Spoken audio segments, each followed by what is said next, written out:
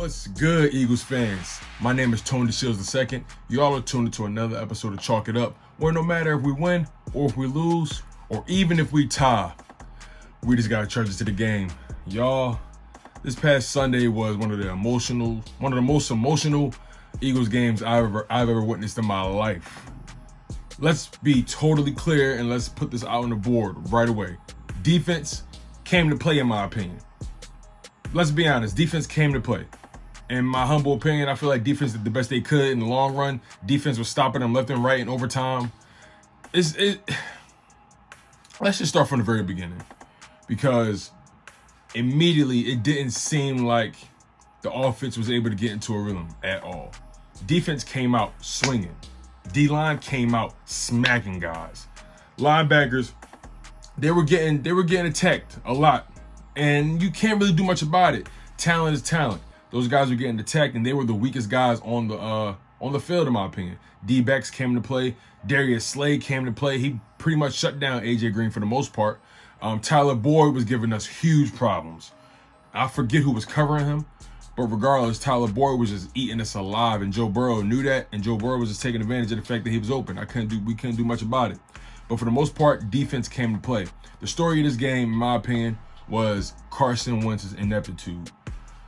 I gotta admit though, he did not want to lose this game. He showed me that he had an inkling of heart, diving in for a last second, game time touchdown to send the game into overtime. It was just so many things that you can nitpick in the game. His accuracy, of course. If you really watch that game, it was so many times where people got open, he just kept missing them. It was so many times where he just missed open bombs, open situations, and I don't know what else to say about Wentz when it comes to that. It looks like he's blatantly regressing. I gotta admit, like I said, he showed heart this game. He showed heart, but it wasn't enough for us to win the game. We had so many mental lapses. We was giving so many freebies because the Bengals was doing so many penalties. We got lucky so many times in so many different ways, but it came down to a last-minute field goal, and we ended up being pushed out of field goal position because of a false start by Matt Pryor. And now I understand why they're not starting this guy. Too many mental lapses. Just not mentally engaged, not mentally understanding the situation. Carson Wentz, though, 2 interceptions once again. Right now he's on pace. He's on pace to have 32 interceptions, 2 per game. Come on, man. You cannot have a Jameis Winston type of career. People are already starting to compare you to him. I'm glad we didn't lose, but we still didn't win. Who needs a tie? We tied to the Bengals. This game needed to be deciding. This win needed to be definitive, and nothing was definitive. If as far as I'm concerned, the defense, they showed up. The defense showed up, but offense, there was no continuity. There was no rhythm. Running game did their thing for the most part, but there was just no passing game continuity. Like I mentioned in my last video, Deshaun Jackson and Arcega-Whiteside needed to have big games. Neither of them did. Deshaun Jackson went out early with a hamstring injury, and JJ Arcega-Whiteside barely even saw the field. I think he had less than 15 snaps on the field. John Hightower saw more snaps than him, which I liked. John Hightower had some pretty decent catches. Greg Ward saw the field more than him, which I expected. Greg Ward had big catches, a big touchdown as well. Dallas Goedert had went down early with an ankle injury. Zach Ertz came up big with big catches. We were just shorthanded completely. We had to rely on guys like Deontay Burnett to come in again. But why is J.J. Arcega-Whiteside? What is it? I've come to the conclusion. At this point, it's a foregone conclusion. J.J. Arcega-Whiteside is not capable. Whatever that wide receiver coach, whatever those guys see or don't see in Arcega-Whiteside, it's about time to either move on from him, cut him.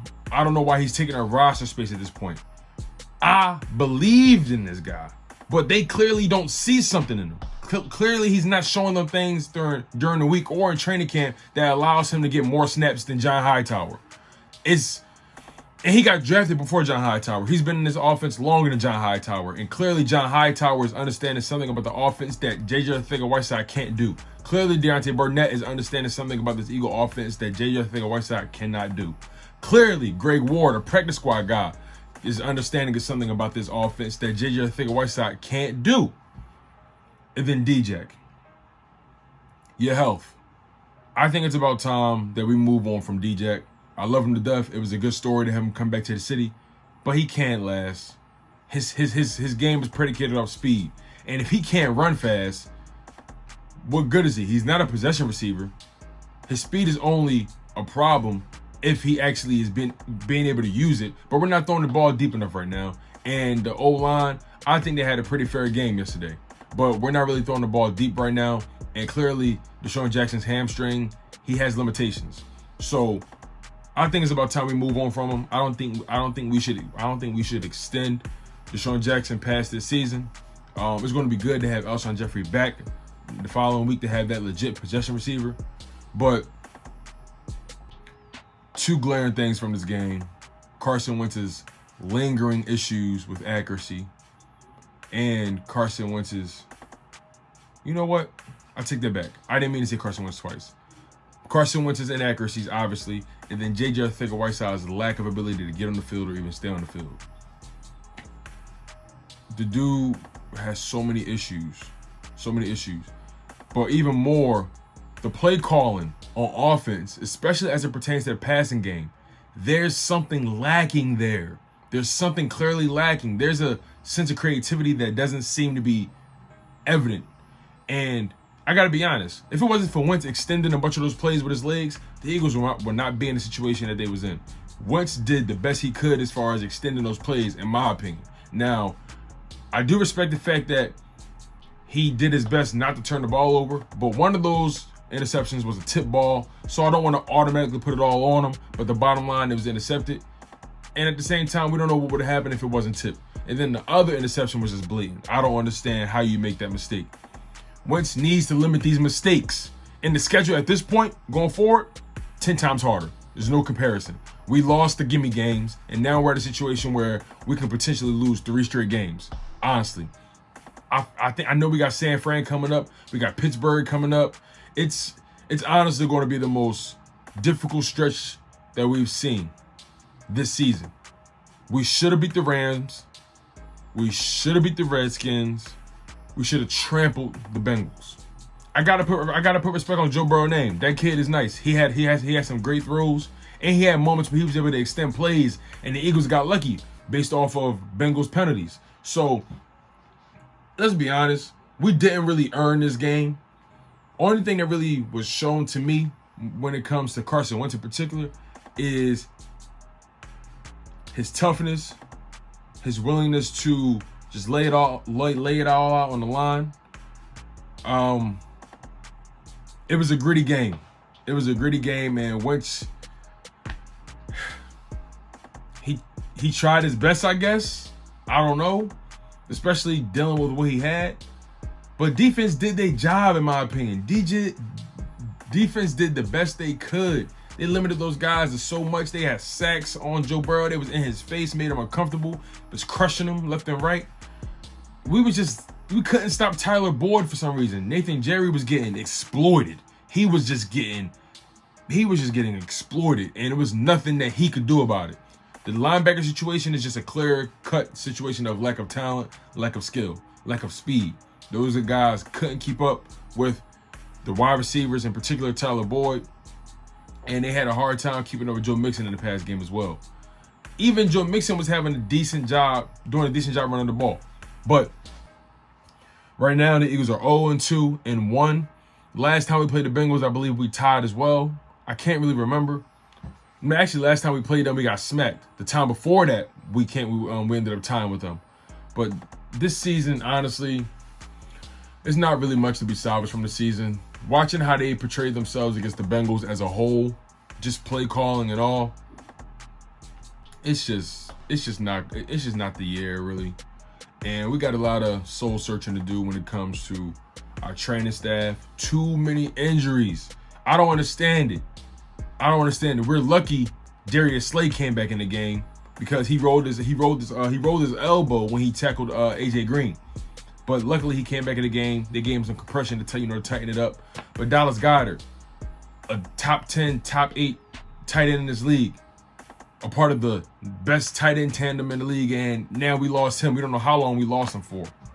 The only and again, Jalen Reagor is not coming back for multiple weeks. Hopefully, Alshon Jeffrey comes back this following game.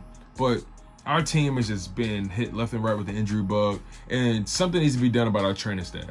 Something significant needs to be done. I don't know if someone's putting something in the water. I don't know if those guys are keeping up with those guys when it comes to nutrition.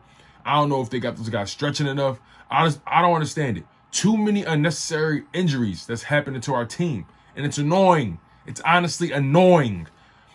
And I was supposed to post a video. Yesterday, but I was so emotional. I was so angry from that game. I just ended up taking a nap, and I just couldn't even do it. But I had to come to you guys today and just share my perspective of the game. We got sacks. Brandon Graham came through with a sack. This Josh Sweat came through with a sack. Derek Barnett came through with a sack. You know what I'm saying? Like I said, the defense played well. The defense played fairly well, especially in overtime. Defense bodied overtime. Bodied it. But offense couldn't close the deal. And that's when I knew our problem is beyond this defense. Offense cannot get open. It just seems like certain wide receivers can't get open. The highlight of our wide receiver core yesterday was Greg Ward. Greg Ward, and no disrespect to him, he always comes to play. He always shows up. But the highlight was Greg Ward. Let me take a breath, because again, the Eagles, I can go on forever.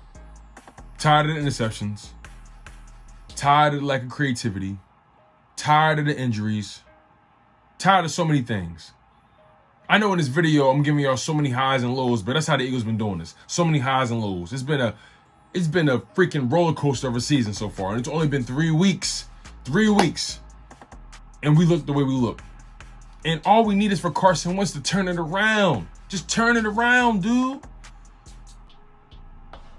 Nonetheless, that's all I have for you guys today. The Eagles are 0-2-1. We struggled against the Redskins. We struggled against the Rams, and we struggled against the Bengals. I don't know who we can't struggle against at this point. My name is Tones the Shields II. Make sure y'all like, subscribe, and share the content. I'm totally grateful for you guys. You always tune into another episode of Chalk It Up, where no matter if we win or if we lose, we just got to charge us to the game. One love, y'all. Fly Eagles Fly.